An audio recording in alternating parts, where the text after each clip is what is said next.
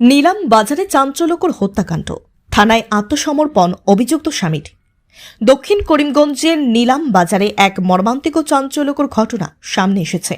পারিবারিক কলহের জেরে স্বামীর হাতে খুন হলেন স্ত্রী, এমনই অভিযোগ উঠেছে। জানা গেছে অভিযুক্ত স্বামীর নাম জয়নাল উদ্দিন এবং নিহত মহিলার নাম সোফিয়া বেগম। ঘটনার পর অভিযুক্ত নিজেই কুঠার নিয়ে থানায় গিয়ে আত্মসমর্পণ করেন বলে পুলিশ সূত্রে খবর পেয়ে নীলামবাজার পুলিশ দ্রুত ঘটনাস্থলে পৌঁছে তদন্ত শুরু করে।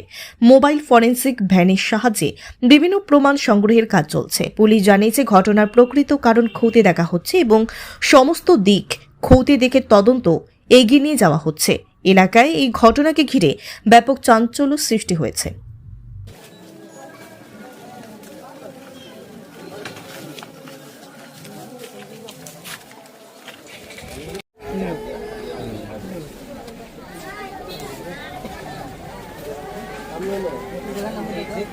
নীলাম বাজারে চাঞ্চল্যকর হত্যাকাণ্ড, থানায় আত্মসমর্পণ অভিযুক্ত স্বামীর।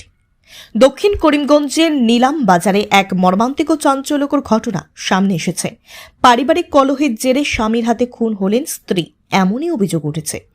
জানা গেছে অভিযুক্ত স্বামীর নাম জয়নাল উদ্দিন এবং নিহত মহিলার নাম সোফিয়া বেগম। ঘটনার পর অভিযুক্ত নিজেই কুঠার নিয়ে থানায় গিয়ে আত্মসমর্পণ করেন বলে পুলিশ সূত্রে খবর পেয়ে নীলামবাজার পুলিশ দ্রুত ঘটনাস্থলে পৌঁছে তদন্ত শুরু করে। মোবাইল ফরেন্সিক ভ্যানের সাহায্যে বিভিন্ন প্রমাণ সংগ্রহের কাজ চলছে। পুলিশ জানিয়েছে ঘটনার প্রকৃত কারণ খতিয়ে দেখা হচ্ছে এবং সমস্ত দিক খতিয়ে দেখে তদন্ত এগিয়ে নিয়ে যাওয়া হচ্ছে।